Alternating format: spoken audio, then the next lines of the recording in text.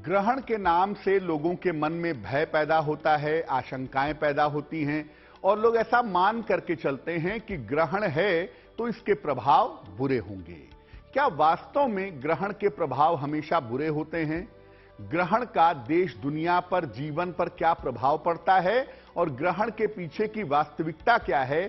साल का यह अंतिम चंद्र ग्रहण किस तरह की संभावनाएं लेकर आ रहा है, इस पर आज के विशेष अंक में बात करेंगे। नमस्कार, बहुत स्वागत है आपका। आप देख रहे हैं गुड न्यूज टुडे की विशेष पेशकश और मैं हूं आपके साथ शैलेंद्र पांडे। आज के इस विशेष अंक में हम आपको बताएंगे साल के अंतिम चंद्र ग्रहण के बारे में।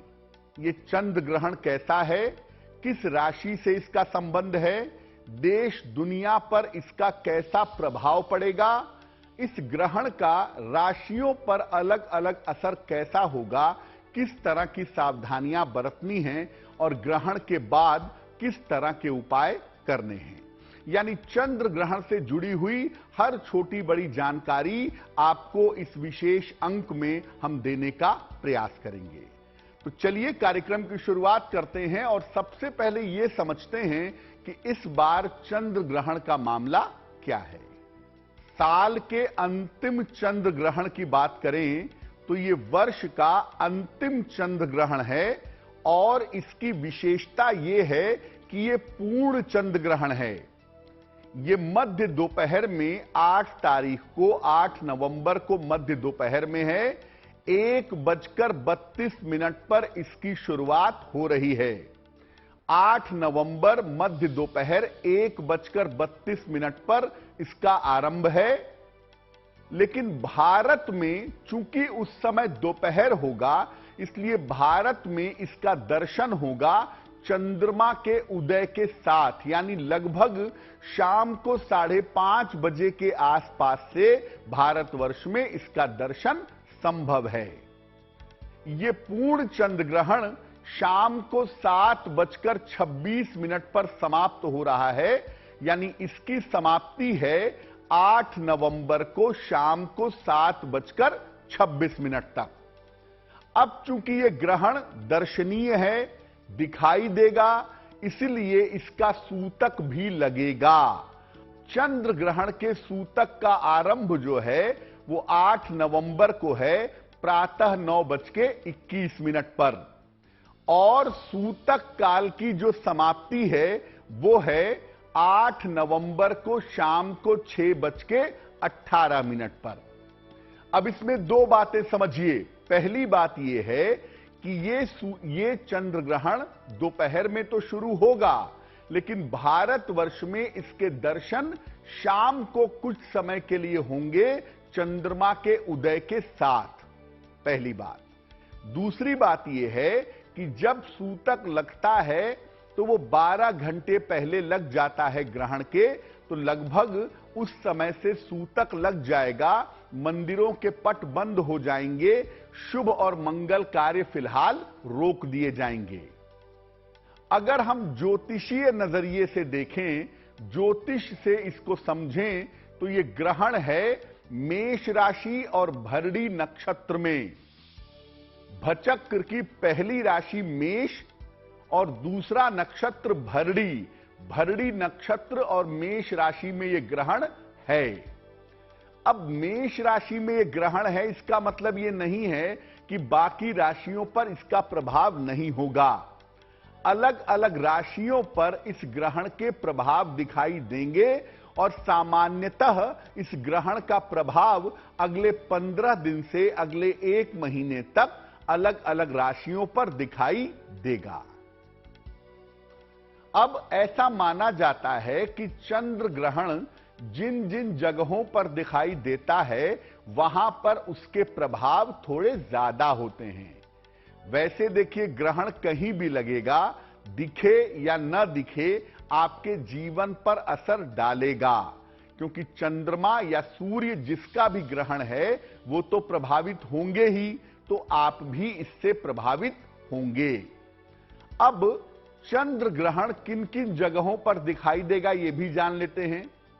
देखिए, ये जो ग्रहण है पूर्ण चंद्र ग्रहण, ये उत्तरी पूर्वी यूरोप में ऑस्ट्रेलिया में, प्रशांत महासागर में और हिंद महासागर में दर्शनीय है। इन जगहों पर इस ग्रहण के दर्शन हो रहे हैं। भारत में जो पूर्ण ग्रहण है वो केवल पूर्वी भागों में दिखाई देगा, केवल भारत के जो ईस्टर्न के इलाके हैं वहां दिखाई देगा।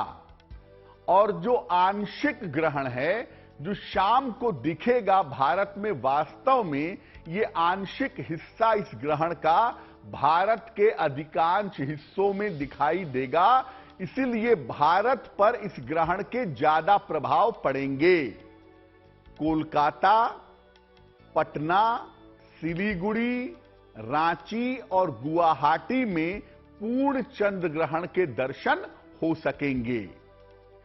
अब जैसा पहले बताया कि भारत के अधिकतम जगहों पर या तो यह ग्रहण पूर्ण रूप में दिखेगा या तो यह ग्रहण आंशिक रूप में दिखेगा। इसलिए भारतवर्ष पर इस ग्रहण का गहरा प्रभाव पड़ेगा और अगले 15 दिन से लेकर के 1 महीने के बीच में इस ग्रहण की ज्यादा भूमिका लोगों के जीवन में दिखाई देगी।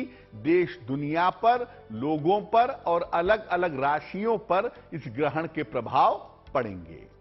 अब चूंकि इस ग्रहण में सूतक के नियम लागू होंगे, इसलिए इस ग्रहण में सावधानियों का पालन करना होगा। ग्रहण काल का थोड़ा ध्यान रखना होगा। किन बातों का ध्यान रखना होगा?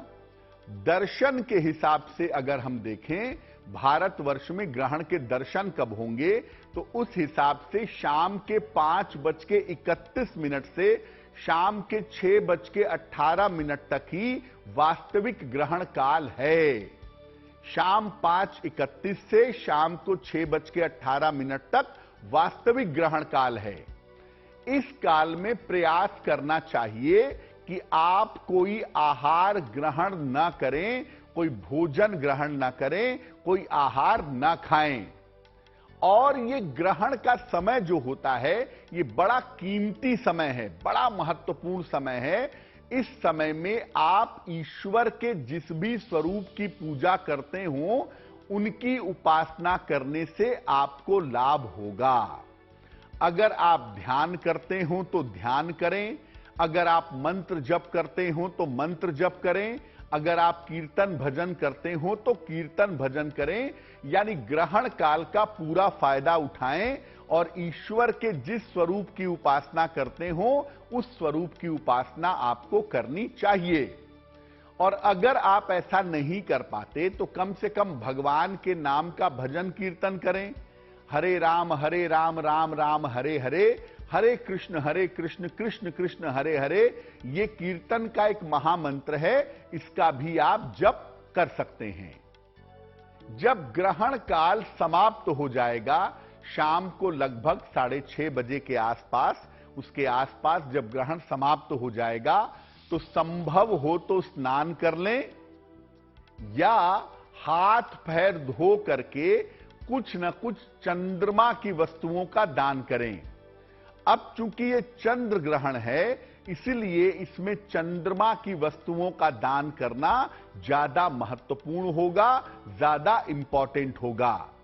और चंद्रमा की जो वस्तुएं हैं वो वस्तुएं हैं चावल है, चीनी है, दूध है, नारियल है, चांदी है। जो सफेद रंग की चीजें हैं ये चंद्रमा की चीजें हैं। इनका दान ग्रहण समाप्त होने के बाद किसी निर्धन व्यक्ति को किया जाए तो काफी ज्यादा शुभ होगा। देखिए, ग्रहण के साथ एक बात लोगों के दिमाग में जरूर आती है कि गर्भवती महिलाओं के लिए ग्रहण शुभ नहीं होता। ऐसा जरूरी नहीं है कि हर गर्भवती महिला को ग्रहण में दिक्कत हो जाए, लेकिन अगर कोई गर्भवती महिला मन में यह बात सोचती है कि मैं ग्रहण देखूंगी या ग्रहण के संपर्क में आऊंगी तो मुझे या मेरी संतान को नुकसान होगा, अगर कोई महिला ऐसा सोचती है तो नुकसान जरूर होगा। इसलिए आप अगर गर्भवती महिला हैं, आपको बिल्कुल भी कोई चिंता करने की, कोई तनाव पालने की जरूरत नहीं है। ग्रहण एक भौगोलिक खगोलीय घटना है। इसका प्रभाव ज्योतिष में जरूर है, हर व्यक्ति पर अलग अलग प्रभाव होता है, लेकिन गर्भवती महिला पर अलग से इंपैक्ट होगा ऐसा नहीं कह सकते। हां, यह जरूर है कि गर्भवती महिला चंद्रमा से ज्यादा प्रभावित होती हैं, इसीलिए यह कहा जाएगा कि जो गर्भवती महिला हैं वो ग्रहण के समय में भगवान कृष्ण की उपासना करें। ओम क्लीं कृष्णाय नमः, ओम क्लीं कृष्णाय नमः, इस मंत्र का ग्रहण काल में गर्भवती महिलाओं को अधिक से अधिक जप करना चाहिए। ऐसा जप करना उनके लिए और उनकी संतान के लिए शुभ होगा। ग्रहण के जो नियम हैं ये बीमारों पर, वृद्धों पर और बच्चों पर लागू नहीं होते। यानी अगर कोई व्यक्ति बीमार है, स्वास्थ्य बहुत खराब है, तो वो ग्रहण काल में खाना खा सकता है। अगर कोई बुजुर्ग है या कोई छोटा बच्चा है, आप छोटे बच्चे को नहीं रोक सकते कि वो कुछ ना खाए, तो अगर वो खाना चाहता है तो खा ले। सिर्फ मैं ये कहूंगा कि जो भोजन आपने पकाया है उन भोजन में और पानी में तुलसी के पत्ते डाल दीजिएगा। तुलसी के पत्ते भोजन में और पानी में डाल दीजिएगा। इसको ग्रहण करने से ग्रहण के दुष्प्रभाव नहीं होंगे। लेकिन कोशिश करिए कि अगर आप स्वस्थ व्यक्ति हैं, अगर आपको कोई दिक्कत नहीं है, तो आप ग्रहण काल में आहार ग्रहण मत करिए। अब आपको बताते हैं कि इस ग्रहण का दुनिया की अलग अलग चीजों पर कैसा प्रभाव पड़ेगा। व्यापार पर कैसा प्रभाव होगा, लोगों के जीवन पर कैसा प्रभाव होगा, देश और दुनिया पर कैसा प्रभाव होगा। सबसे पहले अब यह जानते हैं कि इस ग्रहण का देश पर और जनता पर कैसा प्रभाव पड़ेगा। देखिए, लोगों में विद्वेष बढ़ेगा, लोगों के बीच में झगड़े बढ़ेंगे, लोगों के बीच में तनाव बढ़ने की संभावना हो सकती है। पड़ोसी देशों के साथ तनाव बढ़ सकता है, खास तौर से जो देश पूर्वी इलाकों से आते हैं जैसे चाइना है, वहां से तनाव बढ़ने की संभावना हो सकती है। महंगाई और भ्रष्टाचार की समस्या बढ़ेगी, महंगाई भी बढ़ेगी और भ्रष्टाचार भी बढ़ेगा। बहुत सारे लोग भ्रष्टाचार में पकड़े जाएंगे और बहुत सारे लोग भ्रष्टाचार में जेल की यात्रा भी करेंगे। समुद्र तटीय जो इलाके हैं, जो समुद्र के किनारे के इलाके हैं, जैसे उड़ीसा का है, महाराष्ट्र का समुद्र तटीय इलाका है, गुजरात का समुद्र तटीय इलाका है, यहां पर आपदा आ सकती है, यहां पर प्राकृतिक दिक्कतें हो सकती हैं। कोई अग्नि से संबंधित या वायुयान से संबंधित बड़ी दुर्घटना घट सकती है, जिसका ध्यान रखना होगा। अगले 1 महीने तक अग्नि से संबंधित समस्या हो सकती है, या कोई प्लेन क्रैश हो सकता है, कोई वायुयान दुर्घटना हो सकती है। अगले 1 महीने तक ये संभावनाएं दिखाई दे रही हैं। मेष राशि में यह ग्रहण है और मेष तुला का एक्सिस प्रभावित हो रहा है। मेष राशि अग्नि की राशि है, इसलिए फायर से संबंधित दिक्कत होने की, झगड़े लड़ाई होने की, युद्ध होने की, वायलेंस यानी हिंसा होने की संभावनाएं बढ़ेंगी, क्योंकि फायर की राशि इस ग्रहण से प्रभावित हो रही है। अब ये जानते हैं कि व्यापार पर, लोगों के कारोबार पर, बिजनेस पर इस ग्रहण का अगले 1 महीने तक कैसा प्रभाव पड़ेगा।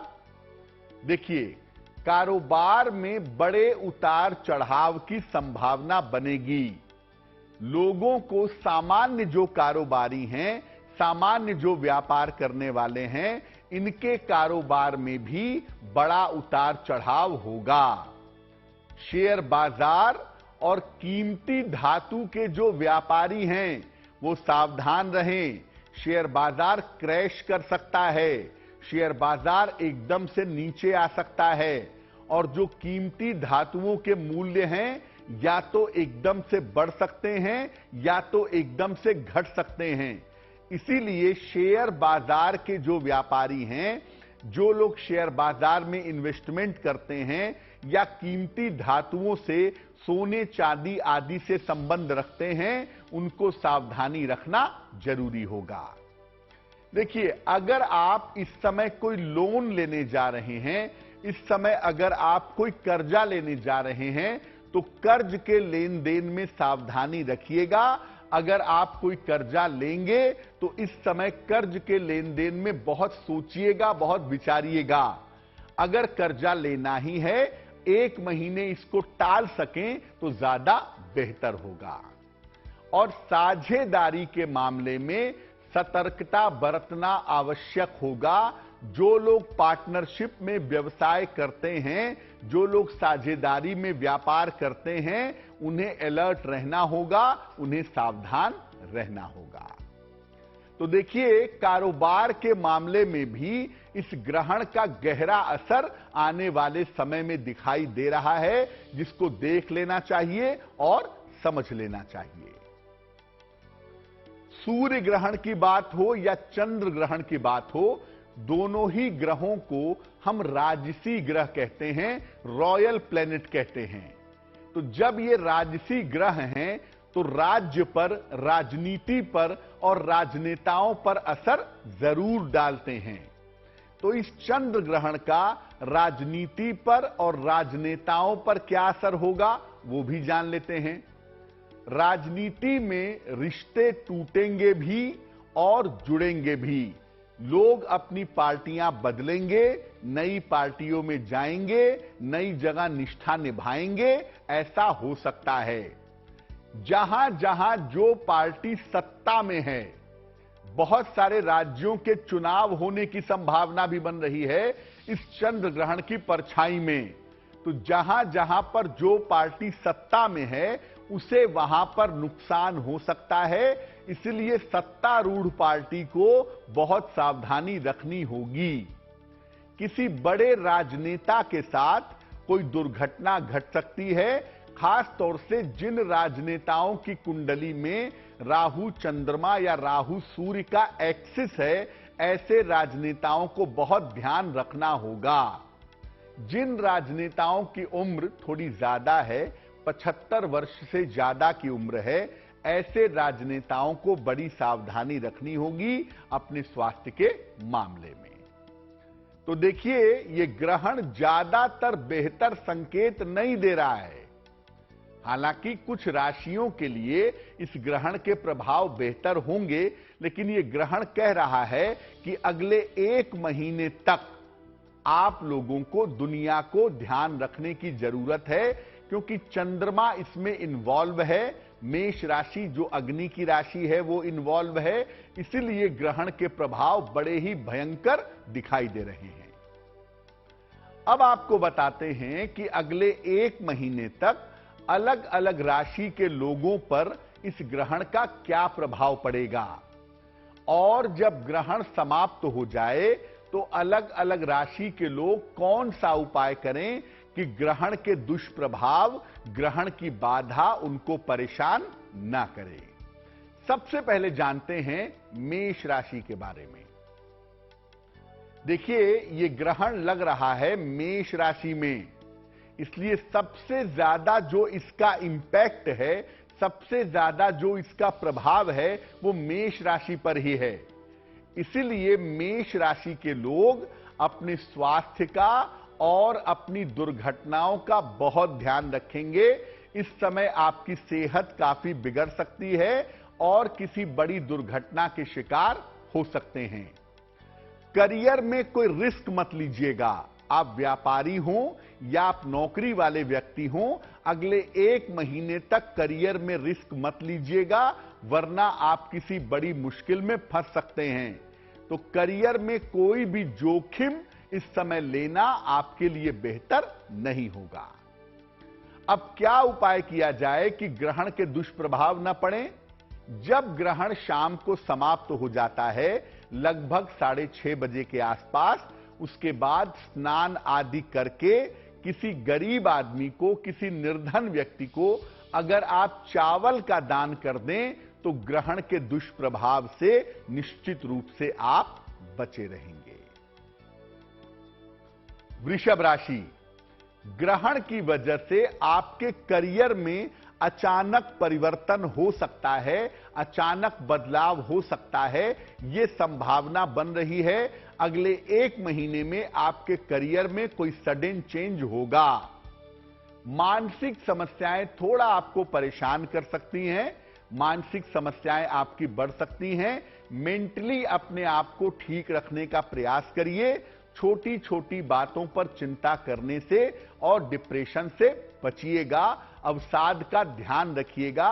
बेवजह की चिंता और तनाव आपको परेशान कर सकता है।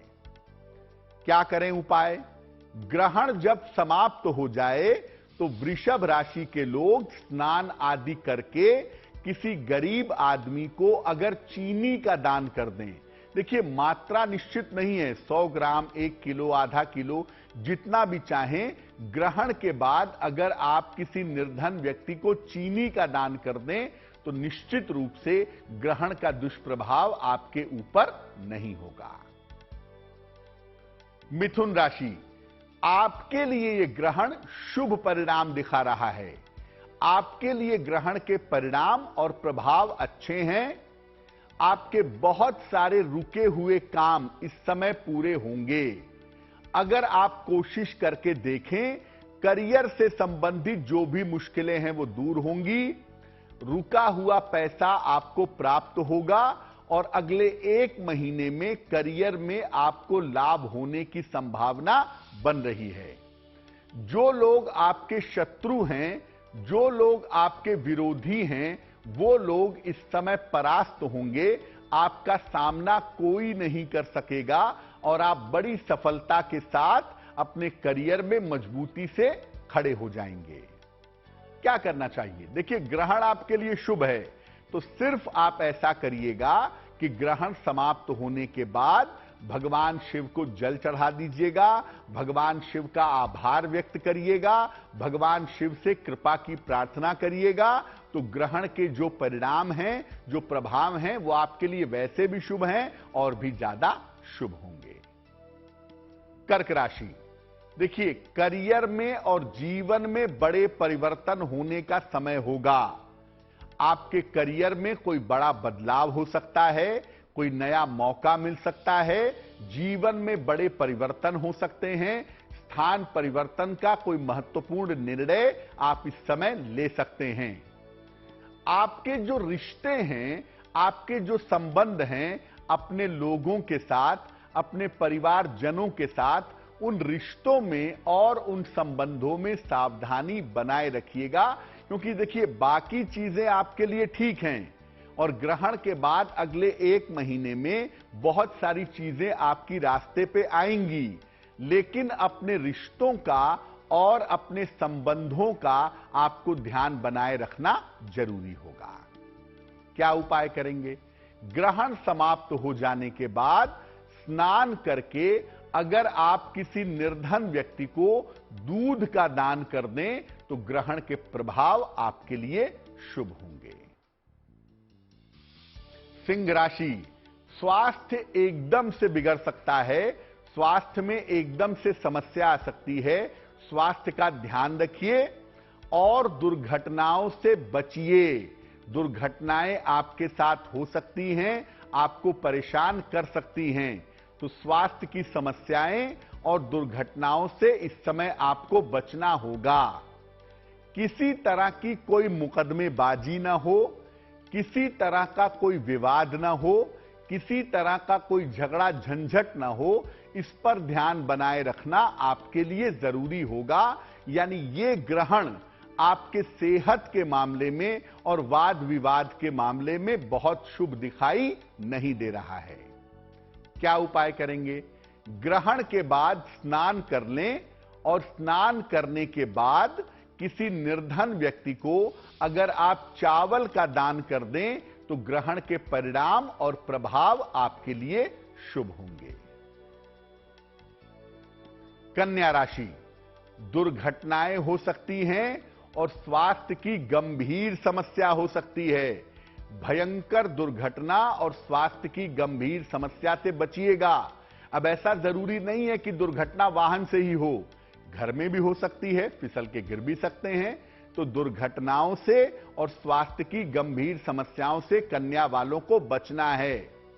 और अपने करियर में किसी भी तरह की लापरवाही मत करिएगा, वरना नौकरी आपकी जा सकती है, नौकरी में दिक्कतें हो सकती हैं।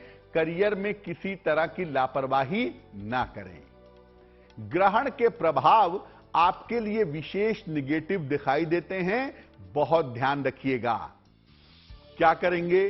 ग्रहण के बाद एक नारियल अपने हाथ में लीजिएगा, अपने सर से 3 बार या 5 बार क्लॉकवाइज या एंटी क्लॉकवाइज घुमा लीजिएगा और इस नारियल को जल में प्रवाहित कर दीजिएगा।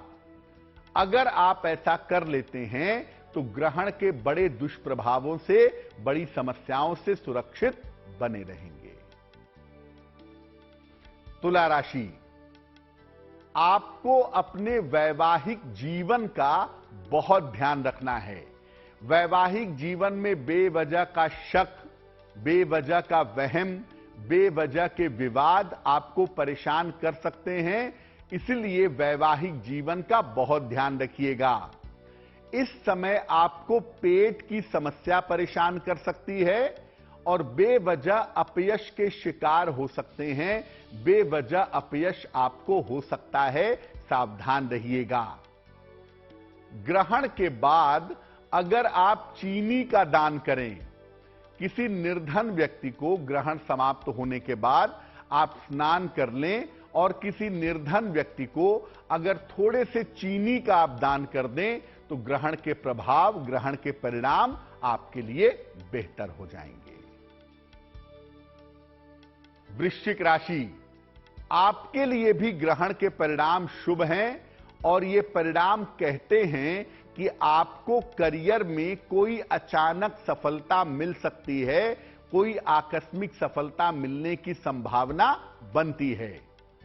रुके हुए बहुत सारे काम इस समय बन सकते हैं। अगर कोई मुकदमा है, कोई डिस्प्यूट है, कोई बड़ा काम करना चाहते हैं तो ये तमाम काम इस समय आपके बन जाएंगे। यानी अगले 1 महीने का अगर आप सही इस्तेमाल करें तो आपको बहुत सारे लाभ हो सकते हैं। क्या करेंगे? ग्रहण के बाद भगवान शिव की उपासना करिएगा, उनका आभार व्यक्त करिएगा, उनको नमस्कार करिएगा ताकि उनकी कृपा से ग्रहण आपके लिए शुभता वाला बना रहे। धनु राशि, अपयश और विवाद की संभावना बन सकती है। किसी प्रेम मोहब्बत के चक्कर में या किसी प्रेम आदि के चक्कर में आपको अपयश मिल सकता है। बेवजह के विवाद हो सकते हैं, ध्यान रखिएगा। ऑफिस में बहुत सावधान रहिएगा। संतान को लेकर के चिंताएं भी हो सकती हैं और संतान पक्ष की तरफ से आपको कष्ट भी मिल सकता है। इस समय संतान पक्ष पर विशेष ध्यान अगले 1 महीने तक बनाए रखेंगे। धनु राशि वालों को मैं कहूंगा कि इस 1 महीने में सबसे अच्छा तरीका यह है कि आप शांति बनाए रखें ताकि ग्रहण आपके लिए बुरा ना हो। और जब ग्रहण समाप्त हो जाए, किसी निर्धन व्यक्ति को अगर आप चावल का दान कर दें तो निश्चित रूप से ग्रहण के दुष्प्रभाव आपको परेशान नहीं करेंगे। मकर राशि, अपनी माता के स्वास्थ्य का बहुत ध्यान दीजिएगा। आपके घर में जो स्त्रियां हैं, आपकी बेटी हैं, आपकी पत्नी हैं, आपकी बहन हैं, आपकी मां हैं, इनके स्वास्थ्य का ध्यान रखना इस समय बहुत जरूरी होगा। नौकरी के मामले में कोई भी ऐसा काम मत करिएगा, करियर के मामले में कोई भी ऐसा रिस्क मत लीजिएगा कि आपके नौकरी और करियर में संकट पैदा हो जाए। आपकी नौकरी और करियर में संकट आ सकता है, सावधान रहना आपके लिए जरूरी होगा। अगले 1 महीने तक लापरवाही बिल्कुल मत करिएगा। ग्रहण के बाद किसी निर्धन व्यक्ति को अगर आप दूध का दान कर दें और मन ही मन प्रार्थना कर लें तो निश्चित रूप से ग्रहण के दुष्प्रभाव आपके ऊपर नहीं पड़ेंगे। ग्रहण का नकारात्मक इंपैक्ट आपके ऊपर नहीं रहेगा। कुंभ राशि वालों के लिए भी ग्रहण के प्रभाव और परिणाम शुभ हैं। करियर में बड़ी सफलता के योग आपके लिए बन रहे हैं। कोई ऐसा मौका, कोई ऐसी सफलता इस समय मिल सकती है जिसके लिए आप बहुत दिनों से प्रयास कर रहे थे।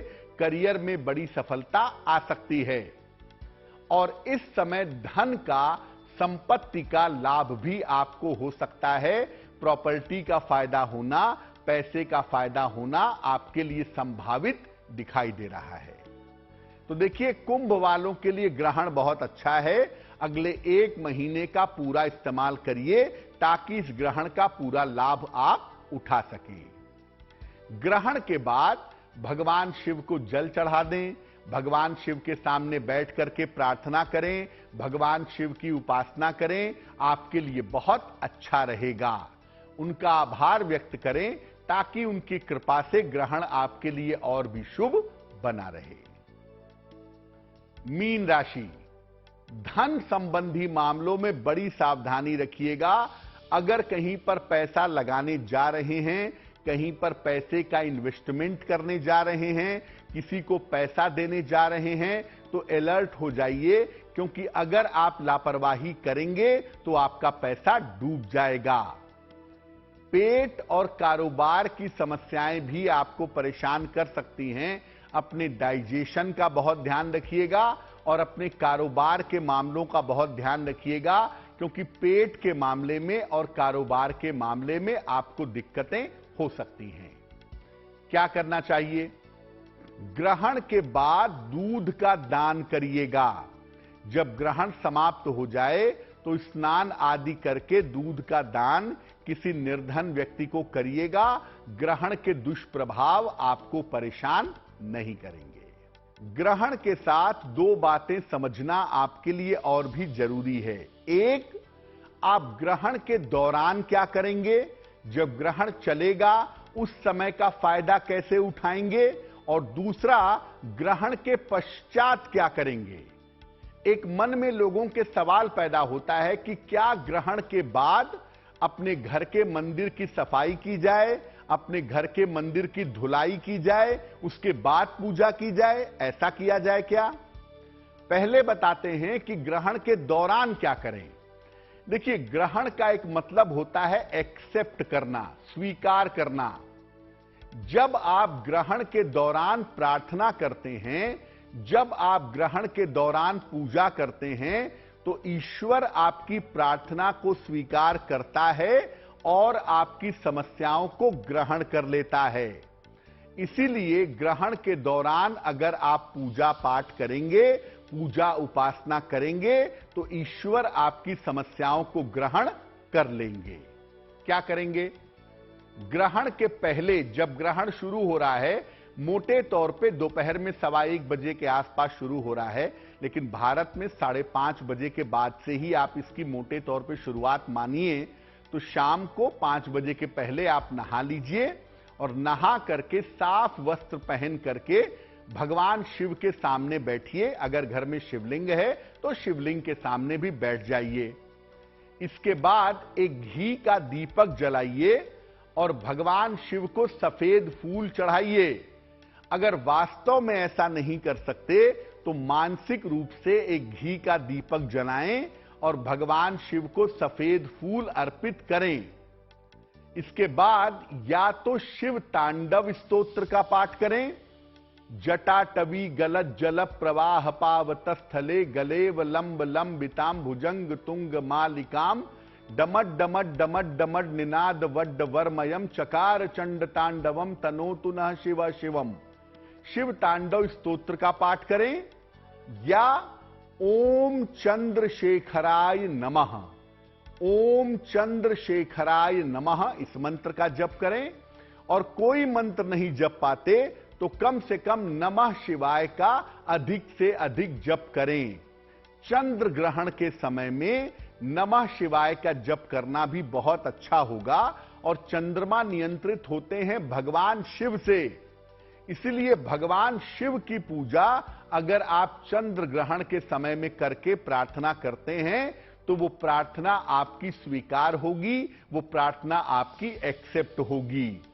साथ ही साथ आपके द्वारा की गई प्रार्थना की वजह से आपके जीवन की बाधाएं दूर हो जाएंगी।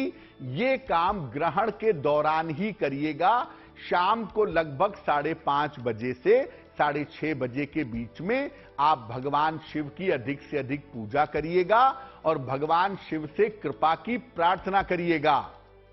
अब आप चाहें तो ग्रहण काल में अपने गुरु का मंत्र भी जप सकते हैं।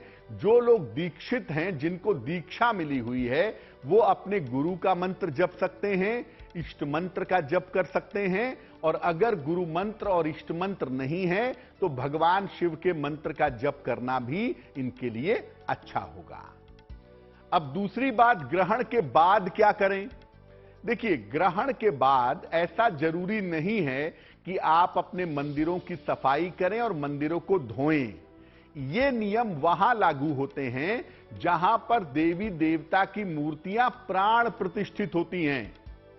ज्योतिष में चंद्रमा को आयु और प्राण का मालिक मानते हैं। चंद्रमा और सूर्य का मतलब प्राण और मन।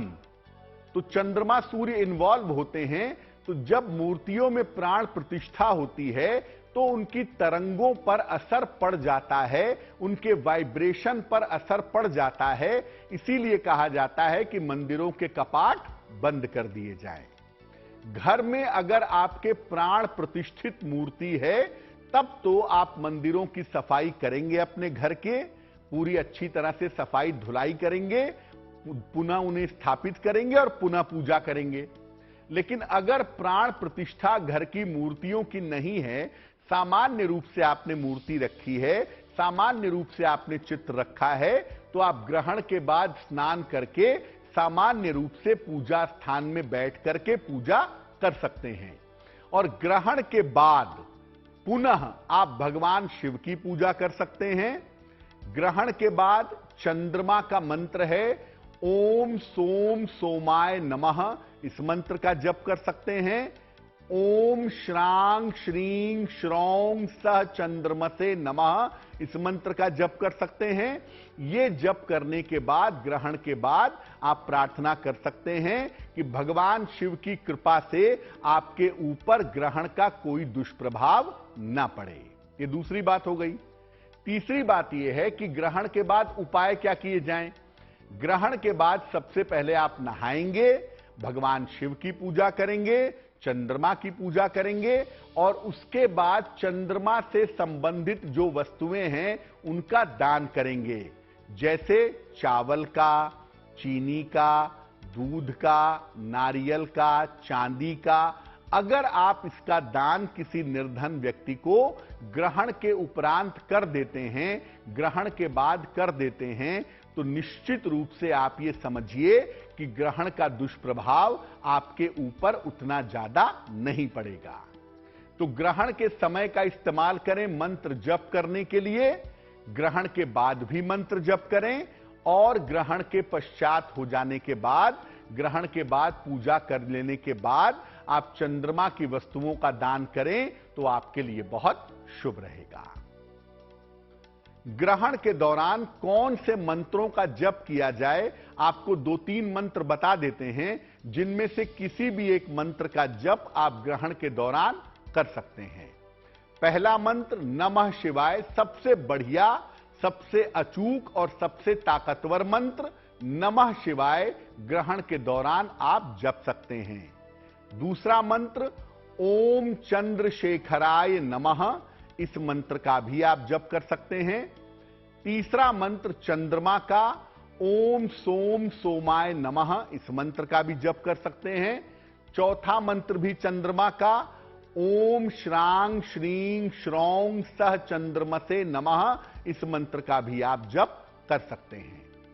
अगर आपको किसी के लिए स्वास्थ्य की प्रार्थना करनी है, किसी की आयु रक्षा के लिए प्रार्थना करनी है, कोई बहुत ज्यादा बीमार है, तो ग्रहण का समय बड़ा शुभ है उसके लिए। आप उसके लिए महामृत्युंजय मंत्र का ग्रहण काल में 108 बार यानी 1 माला या 108 × 11 बार यानी 11 माला जप कर सकते हैं।